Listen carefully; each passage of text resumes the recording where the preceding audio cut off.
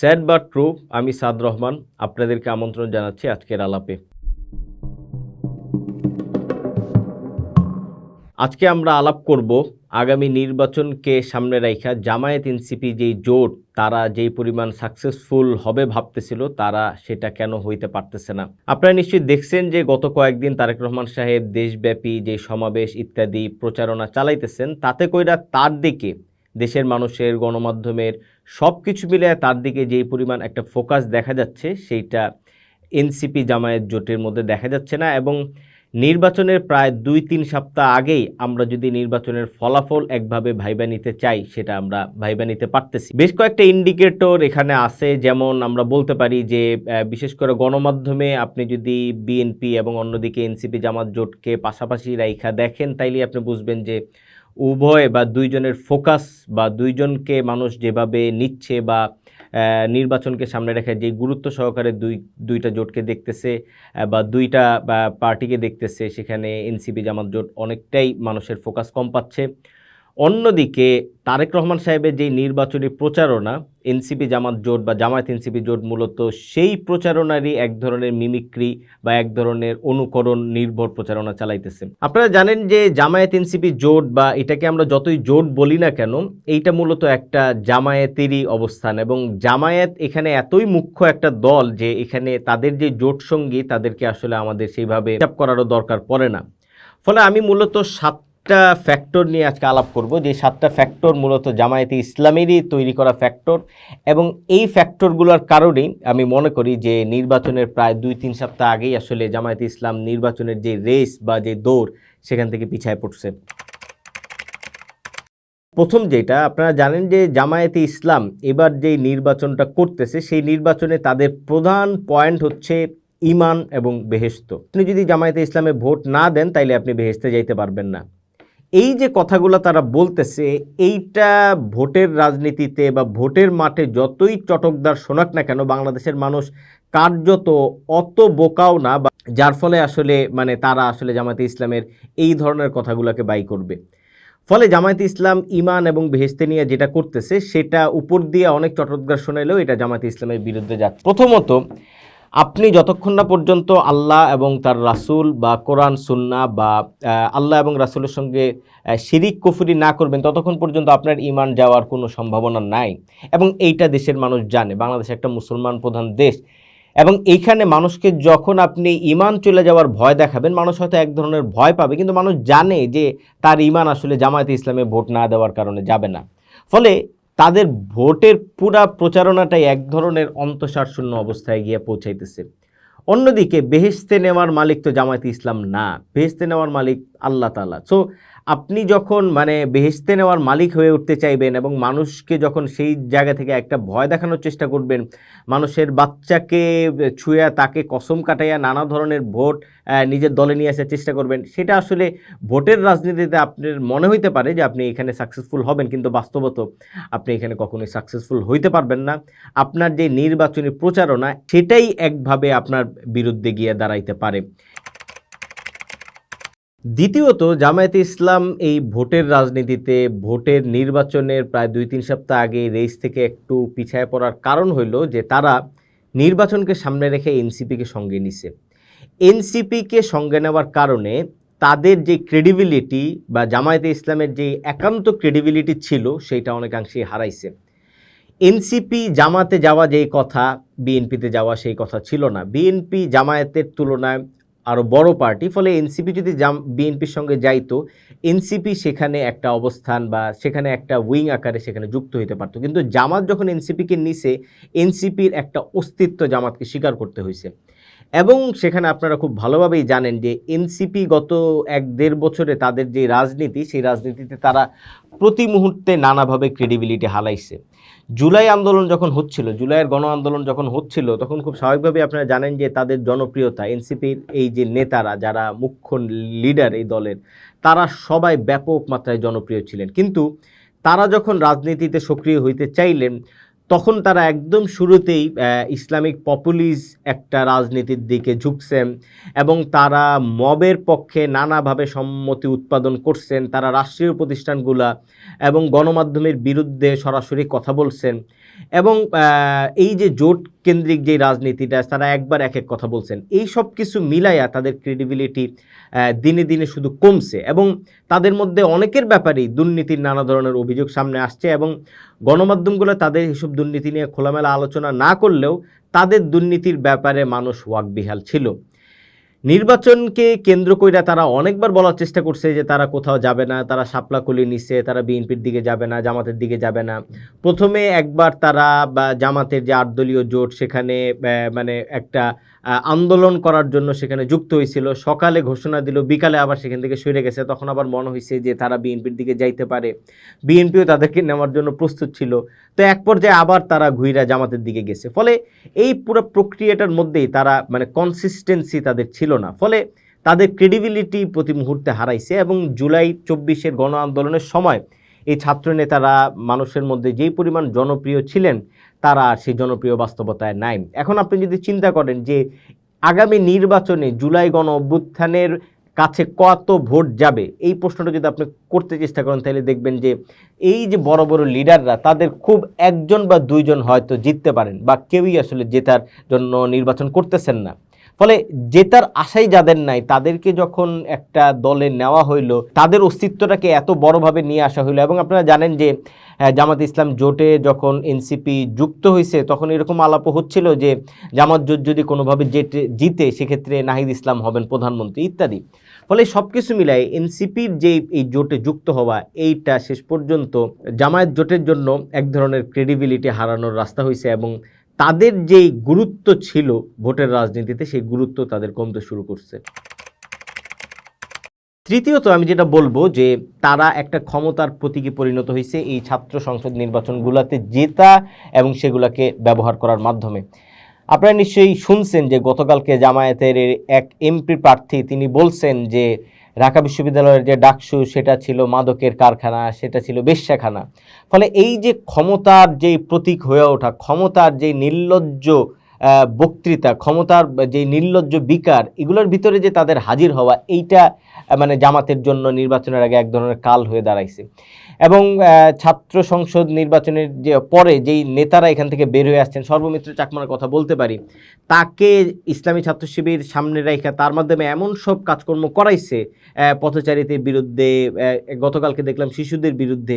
এই যে ক্ষমতার প্রতীক হয়ে ওঠা, ক্ষমতার রাজনীতিতে সরাসরি যুক্ত হয়ে যাওয়া, ক্যাডার ভিত্তিক পলিসির যে রাজনীতির যে বিষয়গুলো সামনে নিয়ে আসা, এগুলো আসলে জামাতের জন্য ভালো কিছু হয় নাই। এবং এই যে প্রতিটা পাবলিক ইউনিভার্সিটিতে তাদের যেই ছাত্র সংসদের বিজয়, এইটা ঘুরতি পথে আগামী জাতীয় নির্বাচনে তাদের জন্য কাল হয়ে দাঁড়াবে এবং নির্বাচনের ২-৩ সপ্তাহ আগেই আপনারা সেই জিনিসটা খুব স্পষ্টই দেখতে পাচ্ছেন। চতুর্থত আমি বলবো যে এই দেশের যে ভ্যালু ব্যবস্থা, এখানকার মধ্যবিত্ত বলেন বা এখানকার রিজিওনাল আলাদা আলাদা ভ্যালু ব্যবস্থা এবং এখানকার যে মেইন স্ট্রিম ধারণা, এখানকার মধ্যবিত্তের নিজস্ব কিছু আচার আচরণ আছে, সেখানে ইসলাম প্রশ্ন আছে, ইসলাম প্রশ্নের বাইরে অন্যান্য প্রশ্নও আছে। এই যে একটা ভ্যালু ব্যবস্থা, সেখানে মুক্তিযুদ্ধের প্রশ্ন, সেখানে প্রগতিশীল জীবন ধারার প্রশ্ন, তা মানুষের ব্যক্তি স্বাধীনতার প্রশ্ন, এই প্রশ্নগুলোকে জামাতে ইসলাম তার যে আগের অবস্থান সেই অবস্থান থেকে বের হয়ে নতুনভাবে আর ডিল করে নেই। যেমন মুক্তিযুদ্ধের ব্যাপারে তার যে অবস্থান সেটা নতুনভাবে তারা ক্ল্যারিফাই করার চেষ্টা করে নেই। তারা মুখের কথা অনেক ধরনের বলছে, কিন্তু আপনি যদি চিন্তা করেন যে এই যে মানে ছাত্র শিবির যে মানে ছাত্র সংসদগুলোতে জিতলো, তারা মুক্তিযুদ্ধকে নিয়ে মকারি করছে, তারা মানে জাতীয় সঙ্গীতকে নিয়ে মকারি করছে। মধ্যবিত্তের জীবনের যেই ব্যক্তি স্বাধীনতার প্রশ্ন, নারীর প্রশ্ন, নারীর স্বাধীনতার প্রশ্ন, নিরাপত্তার প্রশ্ন, এই প্রশ্নগুলোকে তারা হাজির করে নাই। বরং তাদের নেতারা সবসময় নারীদের বিরুদ্ধে, নারীদেরকে যারা মানে লাথি মারছে এরকম ব্যক্তিবর্গকে বরং মানে তারা সেলিব্রেট করছে। এইসব কিছুর মধ্যে দিয়া এখানকার যে ভ্যালু ব্যবস্থা, এই ভ্যালু ব্যবস্থার থেকে যে তারা মানে এই ভ্যালু ব্যবস্থার সঙ্গে যে তারা আছে এরকম কিছু তারা পরিষ্কার করতে চায় নাই। ফলে আলটিমেটলি ভোটের রাজনীতিতে মানুষ যখন ডিসিশনটা নিবে যে সে কাকে ভোট দিবে, তখন সে তার যে বর্তমান এক্সিস্টিং যেই ব্যবস্থাপনার মধ্যে সে থাকে, তার যেই রাষ্ট্র, এই রাষ্ট্রের যেই প্রাইড, এই রাষ্ট্রের যেই মানে অসাংবিধানিক যেই স্তম্ভগুলা, মুক্তিযুদ্ধ বলেন, তার যেই জীবনাচারের প্রশ্ন বলেন, এই প্রশ্নগুলায় সে আসলে জামাতকে আর চুজ করতে পারতেছে না। পঞ্চমত আমি যেটা বলবো যে জামায়াতে ইসলামের একটা বড় ভুল ছিল যে তারা অনেক বেশি তরুণ নির্ভর রাজনীতি করছে। তরুণদের ভোট যদি তারা পায়, সেক্ষেত্রে একটা নির্দিষ্ট তরুণ অংশের ভোটই তারা পাবে। এই যে লোকটা, যে জামায়াতের এমপির প্রার্থী, যে কথাটা তিনি বলছেন যে ঢাকা বিশ্ববিদ্যালয় ছিল মাদকের কারখানা, এটা একটা বেশ্যাখানা, এই যে কথাটা, এই কথাটা কিন্তু বেসিক্যালি একটা নির্দিষ্ট তরুণ বর্গকে তিনি টার্গেট করতেছেন, এবং সেটা হচ্ছে ইসলামী ছাত্র শিবির বা এই ইসলামী ছাত্র শিবিরকে সমর্থন করে এরকম একটা তরুণ গোষ্ঠী। কিন্তু তার বাইরে তো একটা ব্যাপক তরুণ অংশ আছে, এবং তাদের কাছে এই যে মেরুকরণ, এই যে তরুণরা তরুণদেরকে ঘৃণা করবে, এটা তো তাদের কাছে অনেক বড় একটা প্রশ্ন। এবং তরুণ যে টোটাল বাংলাদেশে আগামী নির্বাচনে যারা 2008-এ ভোট দেয় নাই, তারপরে নতুন ভোটার রয়েছে, এরকম 5 কোটি মানুষ আছে। এই 5 কোটি তরুণ, তাদের কাছে তো জাস্ট একটা ইসলাম প্রশ্নই মুখ্য না, তাদের কাছে একটা বেগানা নারী এই প্রশ্নটাই মুখ্য না, তাদের কাছে আরও গুরুত্বপূর্ণ প্রশ্ন হচ্ছে যে বেকারত্বের প্রশ্ন, তাদের কাছে আরও গুরুত্বপূর্ণ প্রশ্ন হচ্ছে কর্মসংস্থানের প্রশ্ন।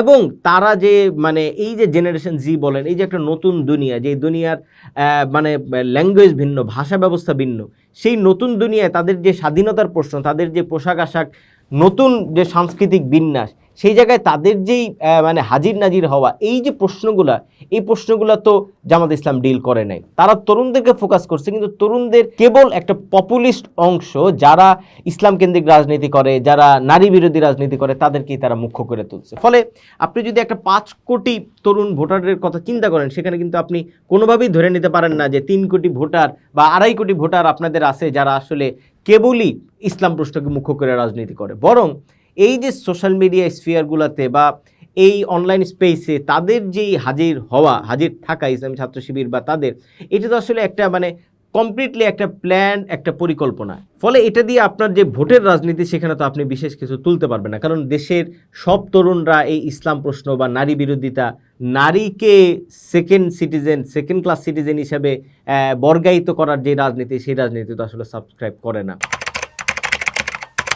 6 নম্বরে আমি যেটা বলবো যে জামায়াতে ইসলাম, আমরা শুনতে পাচ্ছি যে অনেক ধরনের ভোট বেশি তারা পাবে, মধ্যবিত্তের মধ্যেও তাদের একটা অবস্থান ইত্যাদি তৈরি হয়েছে, কিন্তু জামাতের নিজস্ব ভোট ব্যাংক আসলে অনেক কম। ফলে জামাত যদি অনেক ভালোও করে, সেটা বিএনপির যে নিজস্ব ভোট ব্যাংক, সেটাকে অতিক্রম করা তার জন্য কঠিন হবে। আমি একটা সিম্পল ডাটা বলি, 2008 সালে যে নির্বাচনটা হইল, সেটাই তো শেষ নির্বাচন আমরা বলতে পারি। 2008 সালের সেই নির্বাচনে জামায়াতে ইসলাম মানে ভোট পাইছিল 7% বা তার নিচে উপরে। জামাত এই পর্যন্ত যত নির্বাচন করছে সর্বোচ্চ ভোট তারা পাইছে 7%। অন্যদিকে 2008-এর যে নির্বাচন, সেখানে আওয়ামী লীগ ভোট পাইছিল 48%, বিএনপি ভোট পাইছিল 32 বা 34%, বা ধরলাম আমরা 30%। এখন এই যে 30%, সেই 30% ভোট তো বিএনপির নিজস্ব ভোট। অন্যদিকে আওয়ামী লীগের ভোট যদি এবার কমে, আওয়ামী লীগ 15 বছর ক্ষমতায় ছিল, তাদের নানা ধরনের স্বৈরশাসন, গুম খুন ইত্যাদি যে রাজনীতি, এটার কারণে আওয়ামী লীগের ভোট এই 50% থেকে এখন 20%-তে নেমে আসছে। ফলে আওয়ামী লীগকে 2008-এ যারা ভোট দিয়েছিল, তাদের একটা 30% এবারের ডিসাইডিং ফ্লোটিং ভোটার। এই ভোটাররা যদি জামায়াত ইসলামের কাছে যায় বা বিএনপির কাছে যায়, তারাই আসলে ডিসাইড করবে যে কে জিতবে।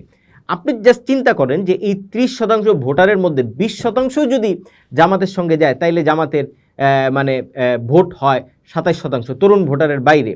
অন্যদিকে এখানকার 10% যদি বিএনপির সঙ্গে যায়, বিএনপির ভোট দাঁড়ায় যায় 40%। ফলে জামাতের নিজস্ব ভোট ব্যাংক যেহেতু অনেক কম, ফলে তাদের ফাইটটা আসলে অনেক বড়। ফলে যেই দল 2008 সালে বা লাস্ট নির্বাচনে 7% ভোট পাইছে, তারা এবার একেবারে বিএনপির মতো একটা ওল্ড পার্টিকে বা পুরনো একটা পার্টিকে, যাদের নিজস্ব ভোট ব্যাংক আছে 30%-র মতো, তাদেরকে অতিক্রম করে যাবে, বিষয়টা আসলে তেমন সহজ না। লাস্টলি বা 7 নম্বর আমি যেটা বলবো, সেটা হচ্ছে যে বিএনপির মধ্যে অলমোস্ট 80 থেকে 90 জন, সম্ভবত সংখ্যাটা 92 জন হবে, এরকম বিদ্রোহী প্রার্থী আছে। এই বিদ্রোহী প্রার্থীরা শেষ পর্যন্ত যদি জিতেও যায়, সেক্ষেত্রে তারা বিএনপির সঙ্গে জোট করতে পারে। এটা বিএনপির একটা শক্তির জায়গা। এবং এন্টি বিএনপি সেন্টিমেন্ট যদি থাকে, যে এক ধরনের সেন্টিমেন্ট এবারের নির্বাচনে হয়তো কাজ করবে, যে আমরা আওয়ামী লীগ বিএনপি দেখছি, এবার আমরা অন্য কিছু দেখতে চাই, সেক্ষেত্রে এই যে এন্টি বিএনপি সেন্টিমেন্টের যেই ভোট, এই ভোটগুলা যে জামাতের দিকে যাইতে পারতো, সেখানকার একটা বড় অংশের ভোট এই স্বতন্ত্র বিদ্রোহী প্রার্থীরা কাটবে। ফলে অনেকে আবার ভাবতেছে যে এই ভোটগুলা মানে বিএনপি থেকে কাটবে, কিন্তু বিএনপি থেকে কাটলেও নির্বাচনের পরে আপনি যদি চিন্তা করেন যে এই স্বতন্ত্র প্রার্থী কোথায় জোট করতে পারে বা কার সঙ্গে অ্যালাই হইতে তার জন্য বেশি সুবিধাজনক, সেক্ষেত্রে কিন্তু আপনি খুব ক্লিয়ারলি বুঝতে পারবেন যে বিএনপির দিকে ঝোঁকাটা তাদের জন্য অনেক বেশি আরামদায়ক এবং সুবিধাজনক। ফলে বিদ্রোহী প্রার্থী যে ফ্যাক্টরটা, এটাও একটা গুরুত্বপূর্ণ ফ্যাক্টর যেটা শেষ পর্যন্ত জামায়াতের ভোট কাটবে।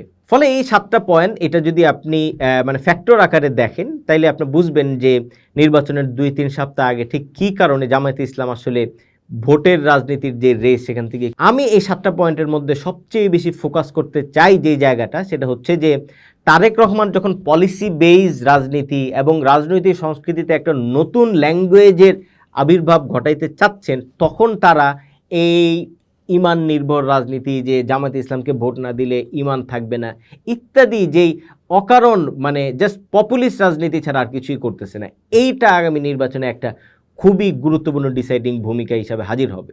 ফলে এই দুইটা প্রশ্নের উপরে দাঁড়ায় যদি মানুষ ভোট দেয়, মানুষ আগামী 1-2 সপ্তাহের মধ্যেই যেহেতু ডিসিশনটা নিবে, ফলে মানুষের জন্য খুব ক্লিয়ার হয়ে যাবে যে মানুষ আসলে কাকে ভোট দিতে চায়।